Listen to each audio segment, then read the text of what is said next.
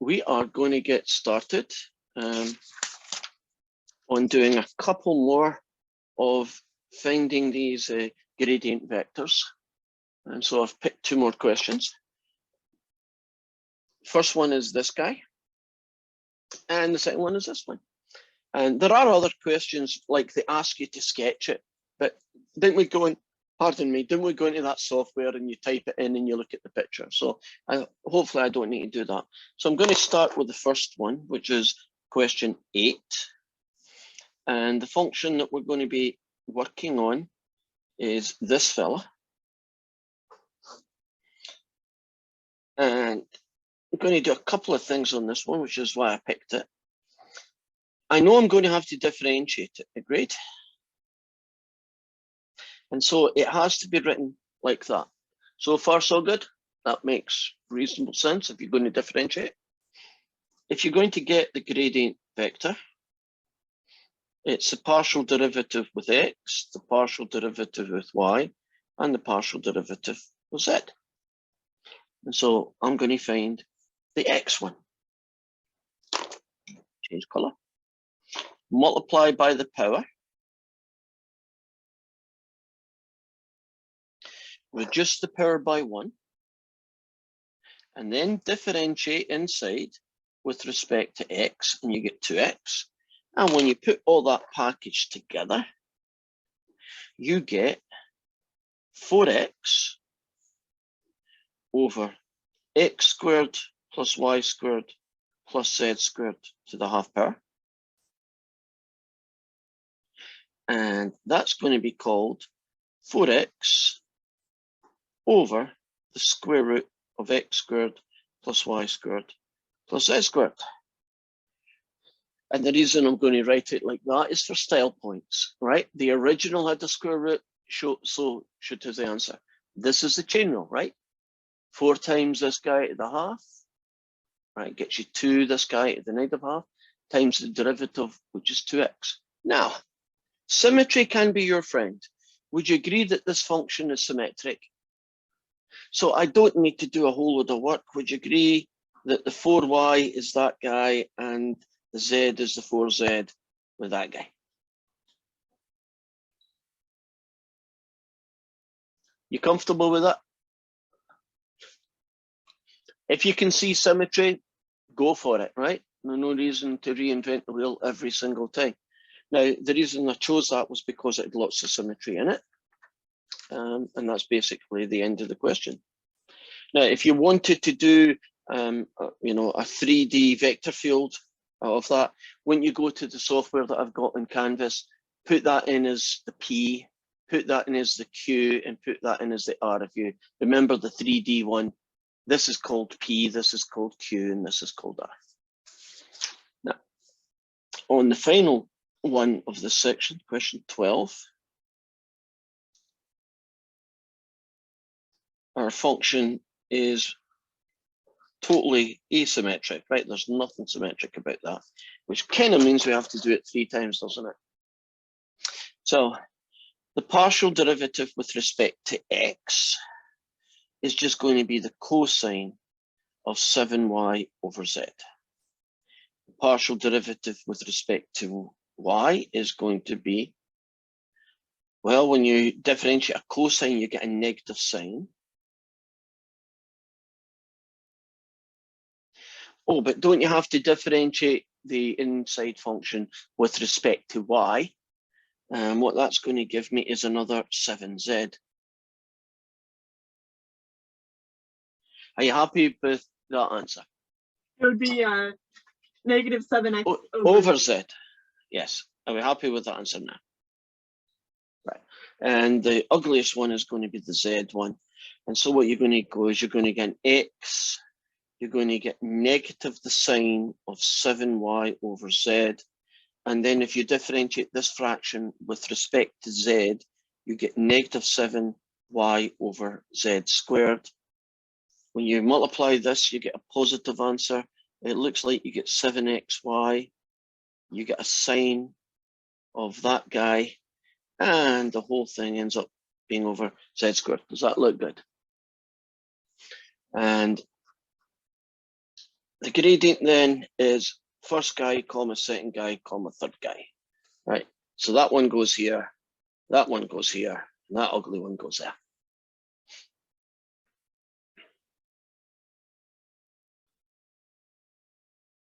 If the gradient vector is the zero vector,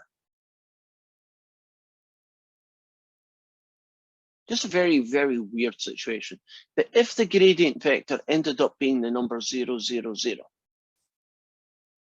what on earth is happening to that surface that would generate a treble zero at some point 1, 2, 3? Because it would have to happen at a particular point, right? 1, 2, 3 kind of thing. What on earth is happening when the gradient vector is 0?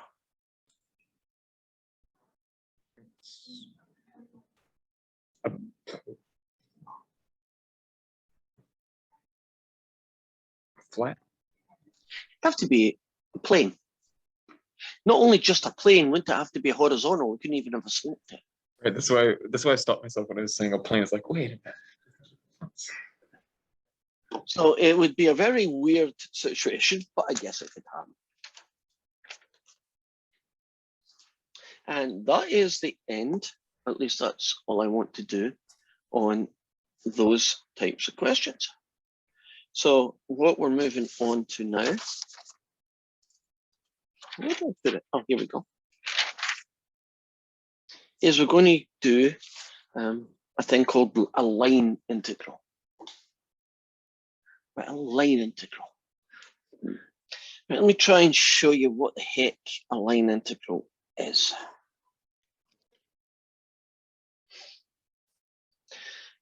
If you were taking a shape along a curve C, right? So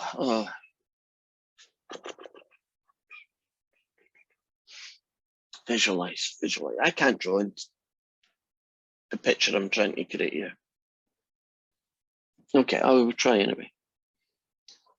Can you imagine C is a curve, right, in 2D space? And we're going to describe C parametrically, right? So it's going to be written like that. Now, at every single point on the XY plane, there is a value called f of xy. So maybe we could think of as being the temperature at any given point. So can you imagine the temperature here, the temperature here? But in particular, if you found the value of the function, right, f of xy, at all of these points, then what you are getting with the line integral is essentially what you would get if you could add up all the values of the function along the curve. Does that make sense? If you could add them all up, like an average out of it, right? So if I went and said the average along this was 20 degrees, wouldn't that mean that if you walked along that pathway and you took the temperature, you know, at each point, wouldn't some temperatures be 10 degrees and some temperatures be 40 degrees? But on average, it would be a 20-degree thing. Does that give you some kind of idea of what a line integral is calculating? Is adding up the values of a function, right, f of xy, along a particular pathway called C. Okay, now, if that helps, great. If it doesn't help, you can still find line integrals because there is a way to do it. And the way to do it is this fella. So if you have a curve C, and that curve C is going to be described in parametric form, right? So it's going to be described as x of t comma y of t, right? Actually, I could do it as vectors. The notation is equivalent anyway. And the way I get away with this vector being the same as that is that if you make the vector start at the origin, isn't this equivalent? Won't these numbers be the same? So the point 4, 2 is the same as starting at the origin and going 4 along and 2 ups. So you've got a parametric equation for C. And The line integral is the integral from a to b. Basically, you're adding up stuff. You're adding up the value of the function. Do you notice that x is replaced by its parametric equation in t, y by its parametric, followed by this ugly square root dt. Have you ever seen this ugly square root appear in other places? It does seem familiar. Yes. You'll get it in arc length in Calc 2 if you do parametric, right? So it's basically Yes, the and go gray, temperature. it turns into sine squared plus cosine squared. Well, it would if you were doing polar, yeah. If x was sine t and y was cosine t, it would end up being that what you just said, right? So let's pick a question that's not one of the ones that they've got, just to get into the swing of things. So suppose I have a curve C, and it's described parametrically as x equals t squared and y equals 2t squared plus 1, right? And the curve starts at 0 and it finishes at 2.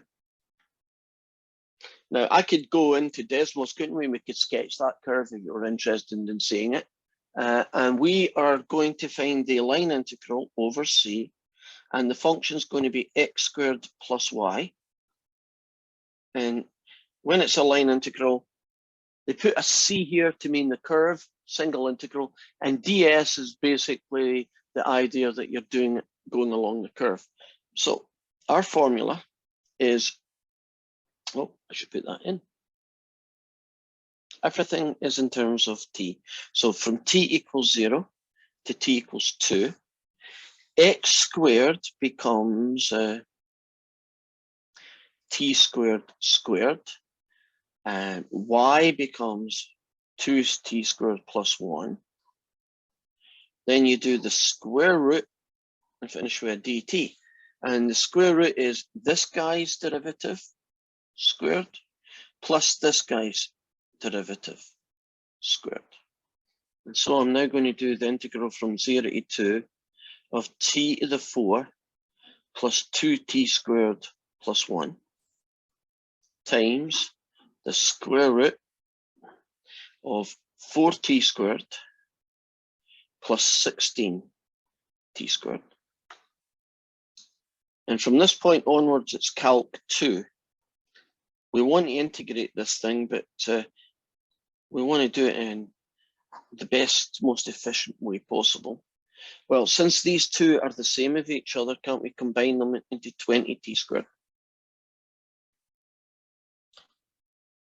Okay, what do you think I'm going to do with the square root of 20t squared? I'm going to change it, right? What would I change it to? 2 root 5t. Okay, and I'm going to pull out the square root of 20 and just leave behind the t. So now I have t to the 4, 2t squared 1 times a t dt. Does that seem reasonable? I'm going to short your room here. So it's going to be the square root of 20, the integral from 0 to 2 of t to the 5 plus 2t cubed plus t. Would you agree that's a Calc 2 integral now? And that is way easier. I like how we went from double integrals to triple integrals, Now, do you more think? triple integrals, and now we're back full circle to single integrals. Yeah, well, I think single integrals, at least this one especially, aren't they reasonably easy to handle because there's only one variable. In this case, the variable is going to be t, at least for the questions we're going to do today. That's why I've written parametric. Right, so if you could imagine what that would look like is that if you did a parametric curve, this guy, which I'm making no attempt to pretend it's nice, suppose it's that guy. Right. It's living inside xy space. If you found the value of the function, which is what, x squared plus y, for every point along that curve. Oh, here's a way of looking at it. If that is positive, Can you imagine? This is me now turning this into a 3D world. Can you imagine at different places, the value of the function would be represented by the height. See that wall that I've built? That's the line integral, right? So at any given point, it's got a height, a value, right? And you see you're adding it up over the curve. Does that visualization help a little bit? On the curve at any given point, the function f of xy, which is this guy. Now, here's some things while we're at that. Here is a generic line integral. Can be positive, right? Could be negative.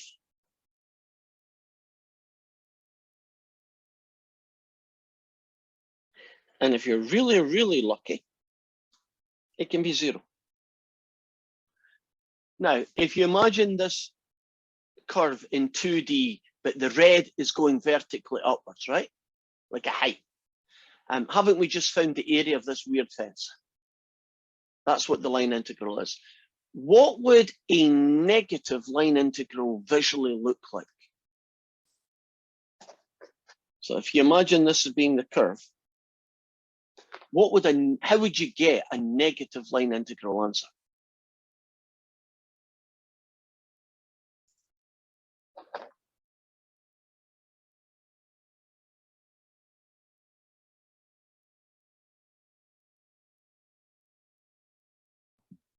If you were looking for, More of the, this is a horrible picture. If more of the curve, if more of the value of the function is negative, right, below the thing, than is above, wouldn't the net effect be, just like in integration, wouldn't the net effect be, you can have a negative answer. So it's okay to have a negative line integral, right? It's okay. Okay to have a positive line integral. What would a 0 line integral look like? Same Line. where amount the above. two halves are equal. Yeah, so the bit at the top could be, you know, same area as the bit below. 0 line integrals are very interesting in engineering because a 0 line integral is very often associated with a thing called a conservative field. And in a conservative field, there is a perfect balance between what's going in gets balanced by what's going out. So you can mind a situation where there's forces coming in, but also forces leaving. And if they're balanced, that would be a zero-sum game. And they are called vector fields that have the property that their line integrals are 0 are very well sought after because they tend to be nice, So they're stable situations. So they're the math those crazy architects use to make buildings we can't live in. Probably, unfortunately, I wouldn't want them to use them for that, but they are more useful in, if you were designing the shape of an aircraft wing, wouldn't you want the aircraft wing to have a stability in it so that no matter what kind of winds it traveled through, it would behave in a very similar way, right? I would imagine in that kind of case, you would want the shape, which would basically be the value of this function, right?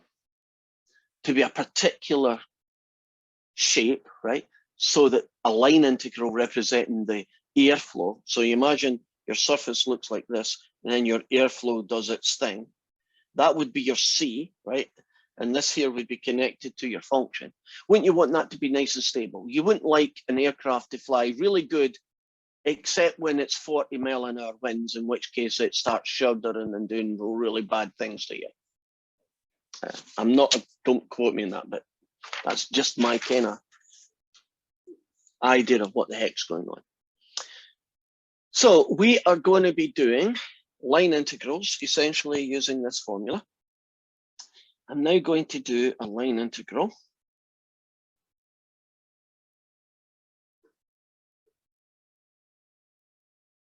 where the curve is in 3D space And the function f of x, y, z then, right?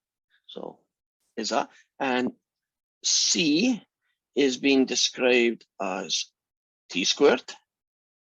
Y is going to be described, no, let me do that again. T, that's better. Y is going to be t squared. And z is, I've got to be really good with this one. I want a t cubed. Let me work on this for a minute.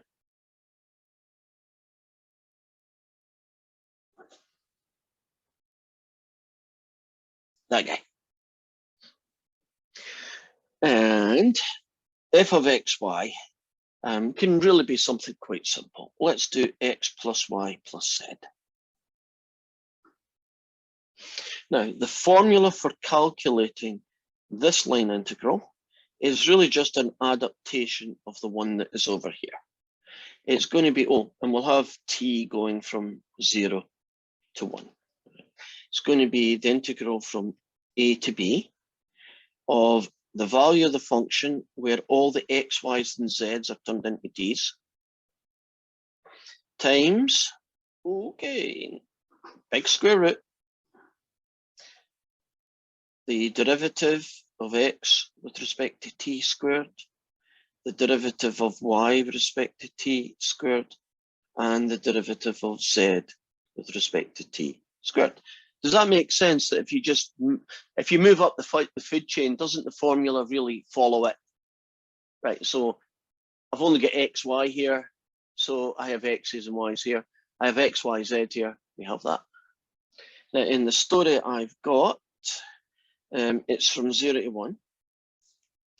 1. X is t, y is t squared, and this guy is that ugly fella. The square root, right, if you differentiate that, you get 1, and then you square it. And you have this guy, and you square it. Ooh, I may have to change this number. Let me figure out how I'm going to change it.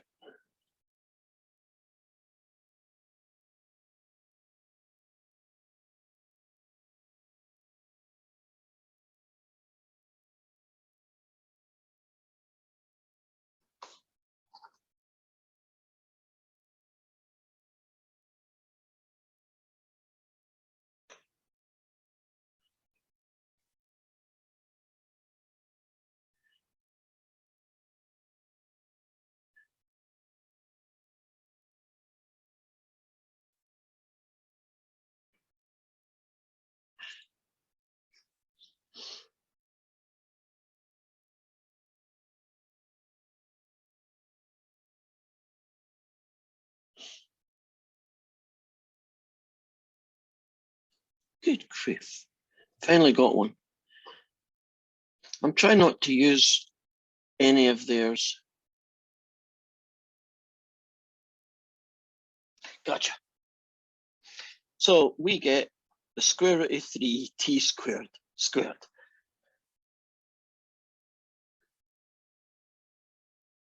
So there's x, there's y, and z now is going to have to be turned into the new fella.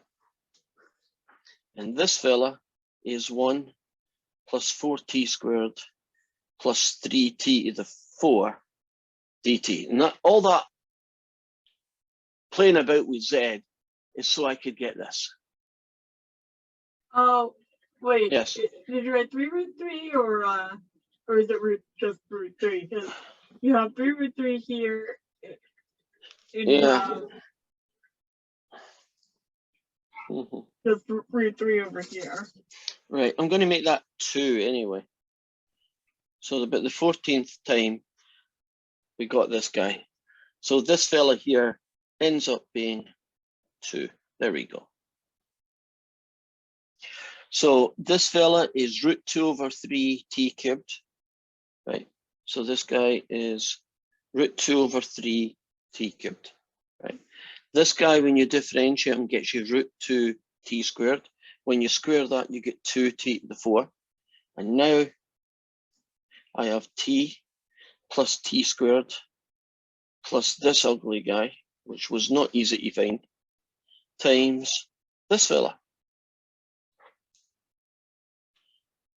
And am I going to get in and out of this guy?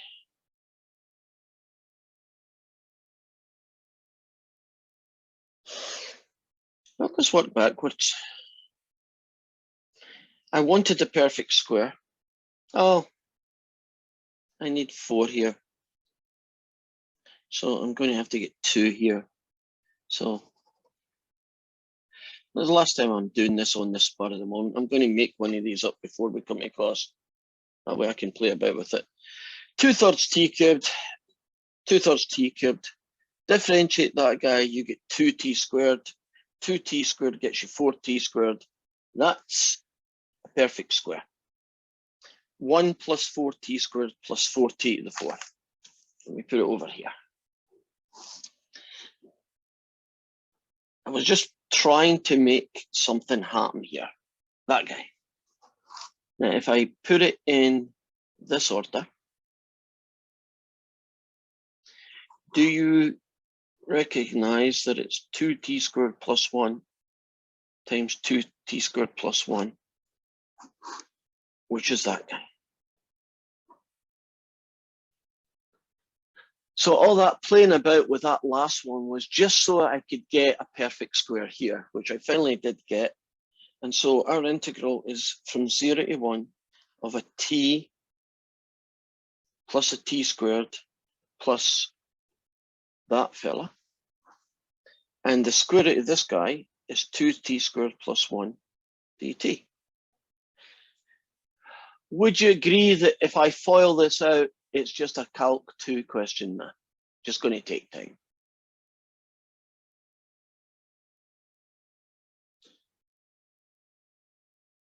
So it's not meant to be as ugly as that, because these questions don't change halfway through. These are going to be given to you right at the start. And so whatever ends up in the square root has to be elegant, because if it's not elegant, aren't you going to have a problem integrating later, right? It's just what it is. So I'm now going to pick questions that they have. So start off with a 2D one. It's question 1. And the integral, the line integral, is that guy. And they are telling me that x is t cubed and that y is t to the 4, and that t is going to be from 1 to 2. So if I got my little guy, well, I don't know the amount of ways anyway. This line integral will become the integral from 1 to 2 of x over y turned into t's, so t cubed over t to the 4 times the square root of this guy's derivative, which is 3t squared squared, plus this guy's derivative, which is 4t cubed squared. This becomes 1 over t. And this guy becomes 9t to the 4 plus 16t to the 6.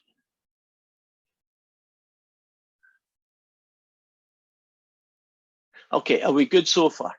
No mistakes. Okay, I'm not going to leave this one. We need to do more work before I feel comfortable about leaving this one. Anything I can do with the square root to make it easier to deal with?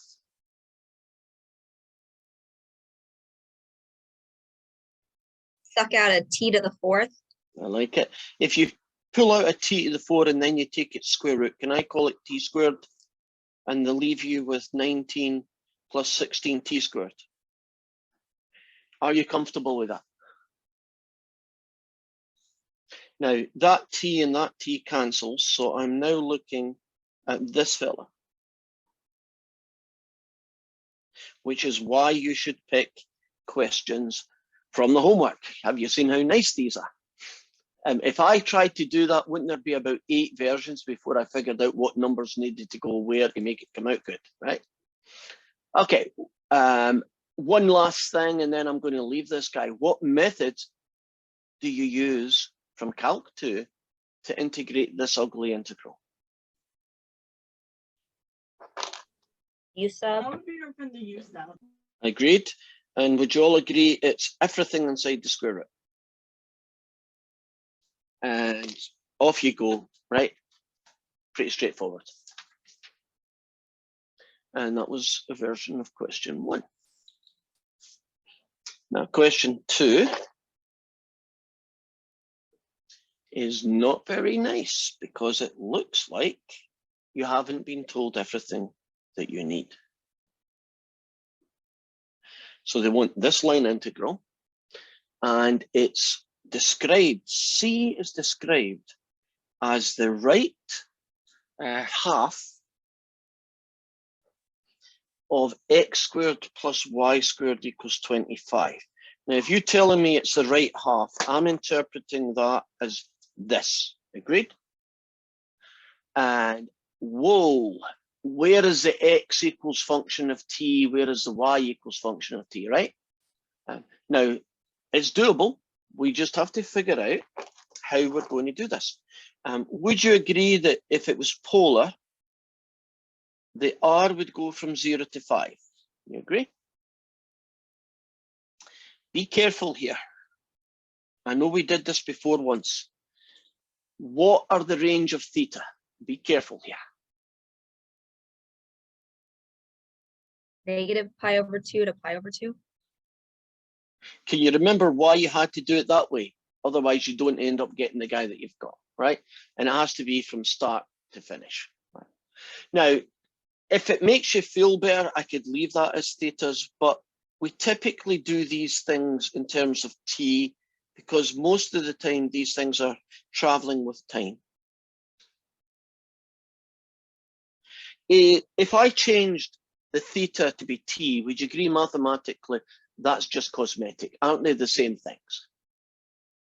Now, what would we get for x? Well, it would usually be r cos theta, but since I'm using t's, can I just call it r cos t? And won't the y be r sine theta? And that becomes r sine t. We have, and it took us a while, haven't we now found out what the parametric equation of x and y is? And don't we now know the start and finish value of t? Right, so we've got everything. So it's going to be the integral from negative pi upon 2 to positive pi upon 2. Instead of xy squared, it's going to be r cos t, and it's not even r as it is 5. So it's 5 cos t. So let's change that while we're here. And y squared becomes 5 sine t squared. And the guy that's going to go here is going to be this guy's derivative squared. So that's negative 5 sine t squared plus 5 sine t squared. So it's going to be the integral from negative pi upon 2 to pi upon 2. 5, that's 120. Question. Why did we put another 5 sine t in the square root? Shouldn't it be 5 Oh, cosine? because it should be 5 cosine. Yeah. Right. So it's 125 sine squared t cos t times 25 sine squared t plus 25 cos squared t dt. So it's negative pi upon 2 to pi upon 2. 125 sine squared t times cosine t. 25 sine squared plus 25 cos squared. What does that get you? That would just be 5 because you factor out the 25, then you're left with sine squared t plus cosine squared t, which is 5. Right, 25 square root gets you 5, so you get another 5. So I'll pull out that and that. So that's 625 negative pi upon 2 to positive pi upon 2 sine squared t cos squared t dt. Are you comfortable about how we got to that point? Okay. The Mhm. only thing that's throwing me off is why for the r cosine t and the r sine t, why did you put 5s instead of Oh, r? because the circle up here is 5. Radius of 5. Oh, okay, so it comes from the circle. Yes. Last question, and we'll call this one done, is what technique will you use to integrate this particular integral? So what Calc 2 method will you use? You would do the u stuff, but it would just be sine of t. Yeah, just sine t on its own, and the rest comes out. Yeah, I feel much better if I just let them give me the numbers. You imagine me trying that again, just with randomness. It would probably end up scarily bad. Let's do a 3-1 version. The line integral of x, y, e to the power of yz dz. And c is parametric. It's a 2t. Oh, darn it, I should have used this one. Remember that horrible one that I was trying at the beginning and had to change it? That's the equivalent of what I just did. I'm pretty sure it's going to be. Now, I'm going to do a little bit of work here on the side because it's going to be pretty messy.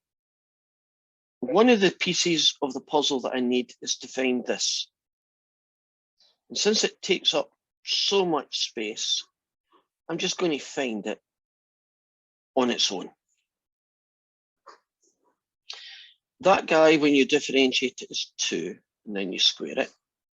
This guy is 8t, and then you square it. And this guy is 6t squared, and then you square it. This guy is 4. This guy is 64t squared, and this guy is 36t to the 4. And you don't need this line, but I do, because my brain likes to see polynomials in order. Right, it's just me being weird. Right. This horrible square root has to become nicer, or we ain't going to be able to integrate this thing. Right? It ain't going to happen. Tell me what I can do.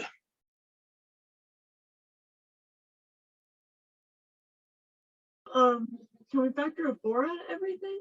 Mm-hmm. That's pretty much all we can do right now. It's going to get better. And that's going to leave me with that fella, and that fella. Oh, come on.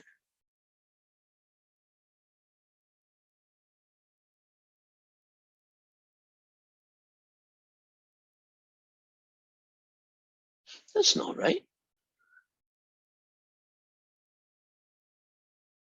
That is not right. That should just be 6. Oh. That should be 6. I know it has to be. Because this has to be a perfect square or this isn't doable.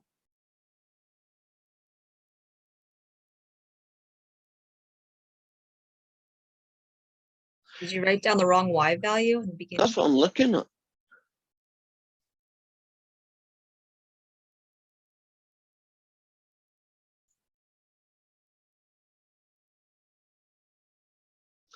According to them, this guy here just becomes 64t squared. And that is not correct. And I've got the solution looking at me. At least. Yeah.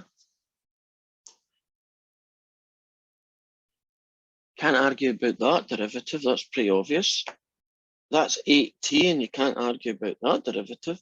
And that's 6, and that's 36, and you can't, 36. If you pull 36, oh no, that goes there. No, you get 9 of that one. You get 16 of that one, you get 1. According to the solution, this horrible mess is 8t. There is no way in the world that's 8t.